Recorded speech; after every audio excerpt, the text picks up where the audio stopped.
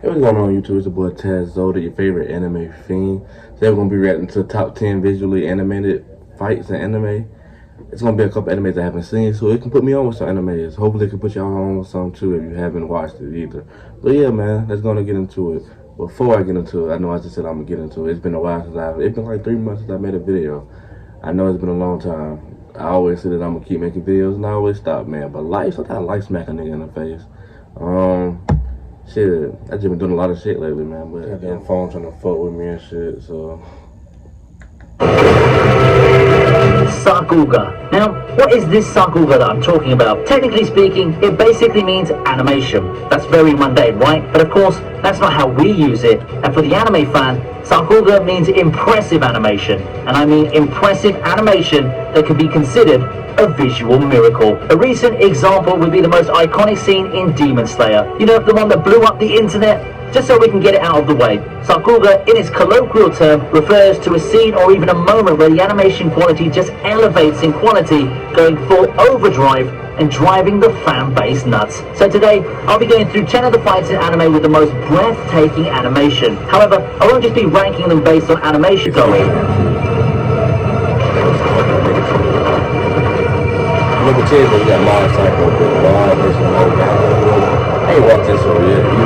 The animation is good as fuck. People have been saying Am I correct in assuming that if you've been an anime fan for the past 5 years or so, you would have heard about Mob Psycho and how it has such amazing animation? To the point where there was actual drama when the show didn't win some online polls for the best animation and the like. That's wild if you ask me. To be fair, the angry mob, no pun intended, did have a point. Exhibit A, Mob versus Mogami. One could argue that Mob Psycho is pretty much a chain of fights filled with breathtaking animation, but I think this one stands out as it happens early in the second season and sets expectations for the rest of the series. Expectations that were easily met by the godly anime staff. This ain't One Punch Man with a cursed season 2, folks. It's a pivotal moment in Mob's character development and a breathtaking display of Japanese animation prowess. I can't be the only one who got chills when Mob breaks through Mogami after recapturing his resolve. Now that I've shown you this treat for your eyes, perhaps you want to try jumping into the Mob Psycho train too.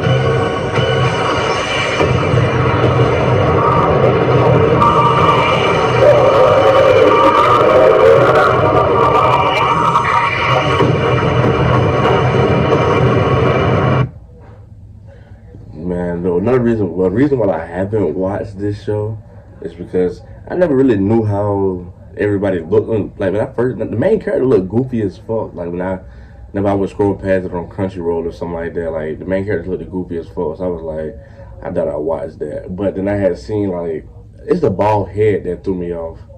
But once I seen, like, other ones, like, not other ones, but, like, when he go into his little mold and shit, like, how his hair stick up or his eyes glow up or something like that. But yeah, that shit was hard. Like, I'm gonna have to add that shit to my list.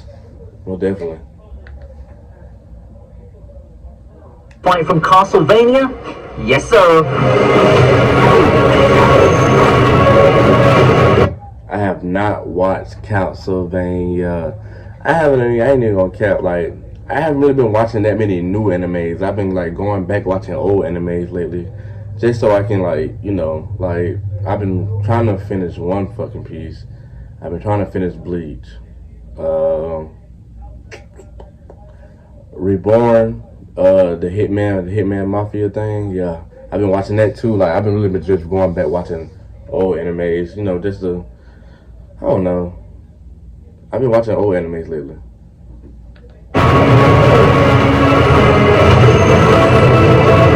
Castlevania is an American production, but it looks very anime, right? And it has a source material that's Japanese, so I guess it counts. Hey now, I've talked about Chinese anime on this channel before, so it's only fair to include something from the West now, isn't it? But seriously though, do we really care too much about technicalities when we have one hell of a fight between Trevor Belmont and Death? The fight has no shortage of epic moments that help capture the adrenaline of playing the original games. The camera angles and the intense motion captures really hammer home the impact of jumping around while fighting Death himself. The dramatic comeback by Belmont is one of my favourite moments in the whole Castlevania series. It's not too bad. It's not too bad at all. Probably something that would make you want to check out Castlevania, right? While it's a far cry from the traditional definitions of Sakuga, given the context of the production, this is a damn good fight. Anime got some good ass animation, bro. Like my homeboy been telling me to watch this shit lately, bro, and like I ain't gonna cap, I've been sleeping. I'm watching Boruto too, so I have been watching new anime. Boruto been doing real good lately, so I really been watching that a lot lately. But yeah, I'm gonna go back. I'm gonna have to watch this shit. Like the animation on this is fucking amazing. Like I didn't expect it to look like this. That's crazy.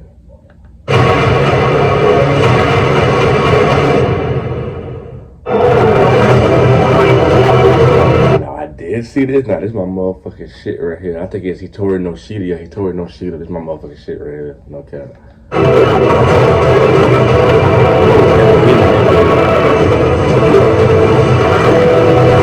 It's been a while, but I think it's the perfect time to talk about this fight again. After all, for those of you who are new to the channel, it's probably your first time being introduced to this masterpiece in animation. One of the best fight scenes in anime, if we're solely talking about the amount of effort exerted in animating a sequence so smoothly. Just let the clip speak for itself. I think that a key in keeping your viewers engaged is to just wow them with smooth That man literally dodging there like boom, boom, chakra point, boom, boom, chakra point, boom, boom. It took a head time, took his head off, move back around and hit a nigga with a chakra point again. Like it's so smooth. Like I've never seen like an animation like so fucking smooth. It's like everything just it flow. And wow us this show did with its display of superb martial arts and hand-to-hand combat. Unfortunately, the show is not too popular, and for the casual viewer, the fight unfortunately may not mean too much.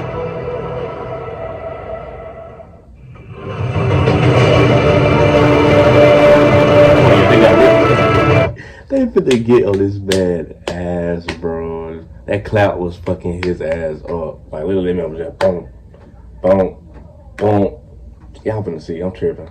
JJK, where do we start? To help dampen the unfortunate news about the manga recently, let's look at one of the many breathtaking action sequences that the show has to offer. Honestly speaking, there's a lot to pick from, and I'm not even sure which one to feature for my list. But after much deliberation, I decided to go for the Yuji and Todo fight versus Hanami. Why? Well, it's simple. This fight for me is probably the fastest paced fight that requires so much more animation prowess to pull off. The characters go at it from the start, and you can just get lost at the amount of fluid movement that attacks your eyes. It helps that the fight has a lot of ways to keep you engaged, mostly through the techniques being put on display. You've got to watch this fight. It's no question that the animation will blow you away, but the application of teamwork and various techniques used in synergy is also a sight to see. I also like how Yuji and Todo didn't win the fight technically. They had to stall and survive long enough for Gojo to revive and do his thing, and that, my friends, is yet another visual spectacle to end the awesomeness of the whole thing.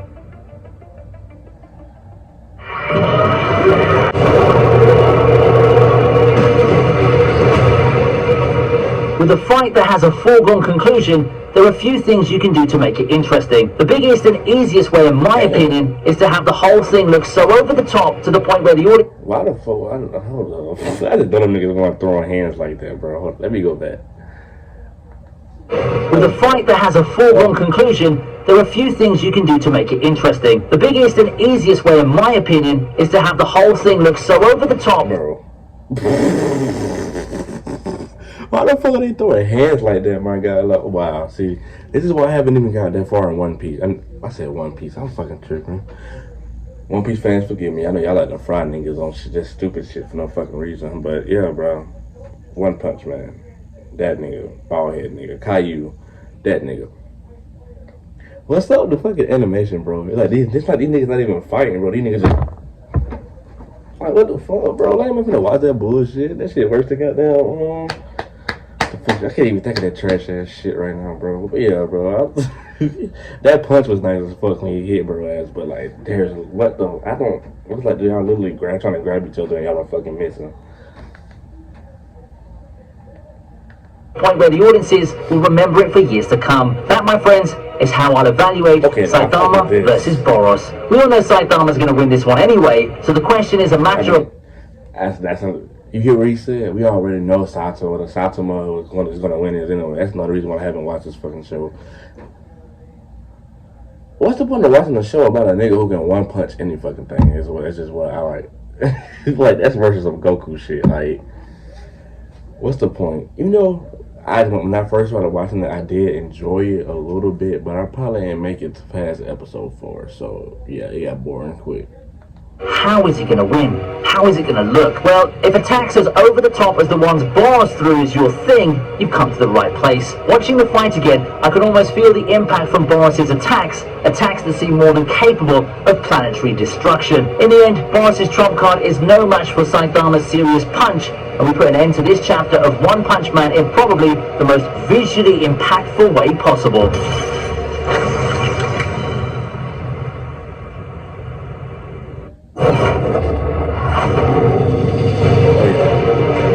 What, you think that just because I mentioned episode 19 in the intro, we won't be having any Demon Slayer? Well, especially since the record-breaking movie just got released not too long ago, bringing with it the fight animations and effects that we've long known Ufotable for. Yes, that's right, we have Akaza versus Rengoku as our 4th place entry for the list for a good... This was a nice-ass fight, man. My nigga died, bro, but... It's a nice-ass fight, man. It was bittersweet. That's all I can say, shit. Reason. It's more than 5 minutes of simple non-stop action featuring the techniques and the art style that have long become Demon Slayer's signatures. Only now, being available on the big screen, you can see how much better everything looks. For those who haven't read the manga, the fight also came at an opportune time. Just when you thought that everything's over, here comes this far more powerful demon who pushes the fire Hashira way beyond his limits. It's a fight filled to the brim with emotion and stakes, and the fight is the one that leads to the tear-filled conclusion of the movie. It's one of the most moving fights in anime movie history for me. That shit, it really was a good-ass movie. YouTube always trying to get somebody with fucking ass and shit, so you already know. Quick intervention. We're back.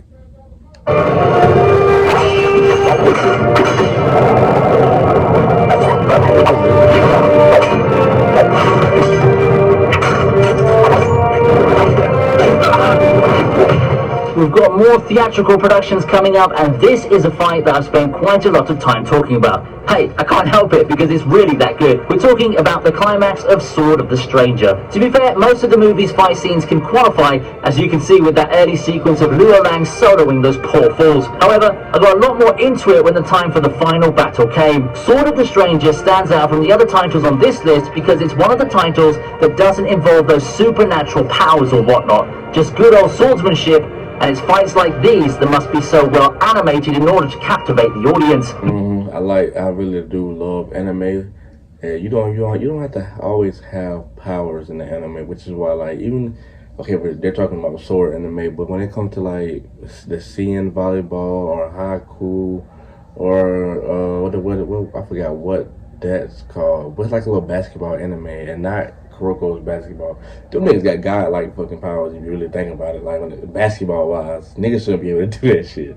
But yeah, man, like I like regular animes too. Like it ain't always gotta be goddamn fighting or this and that. You feel me? And even if it is, it ain't gotta be all goddamn dragon beam, this and goddamn haiku doing so shit. Like they all gotta be that shit. It just be straight up hitting, bro. Like goddamn Tokyo Revengers. Now that shit, I fuck with that shit. Nigga might get a little bitch though. Movie worth watching, but I'd say that the entire movie is good, not just this part. Still though, it's the standout that I'll always remember the film for.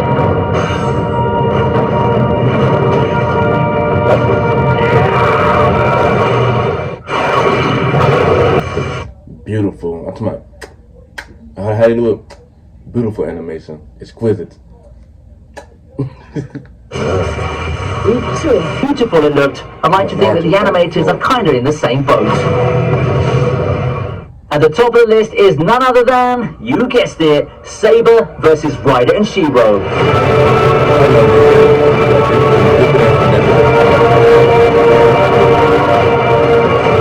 We have a list of breathtaking fight sequences without featuring probably the holy grail of big screen productions in that regard. The Heaven's Feel trilogy has been nothing short of breathtaking with its animation on the fight sequences, and the third movie gave us the pinnacle of it all. The Saber versus Ryder and Shiro fight is something that I've been so excited to see when I started following the series. Then, the trailer hit. than the actual film hit, and let's just say that I was completely captivated by the glorious animation in the real thing. I won't go as far as to say that nothing will compare to this fight in the film trilogy, but it's got a pretty damn secure grip on the top spot for me. There could be some arguments for some to consider the Berserker versus Saber fight, and it's a valid point, but for me, I think there's just far more stakes and emotional investment in this fight, and we know that it's the magic ingredient to help push a fight further. And with that in mind, I put this as my #1 breathtaking battle in anime, and I'm curious if you'd agree or not. Feel free to chime in on the comment section while you're at it.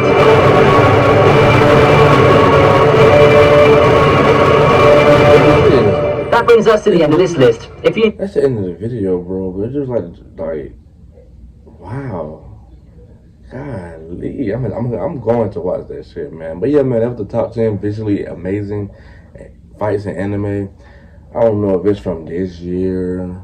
I know that fight with Naruto and Sasuke wasn't this year, so it could be a 3-year span of anything. But that fight, the last video that I literally just seen, seemed like it was this year. That animation quality was too fucking, like, that shit was amazing, man. But yeah, man, it's your boy Taz Zoda. I'm probably gonna be doing more videos. I really don't know what. It's just been a while. I gotta get back into it, yeah. But yeah, man. I hope y'all having a good week and staying COVID safe. I heard there's some new shit out there called Delta, so yeah, stay Delta safe. I would say too. Yeah, man. Y'all stay cool.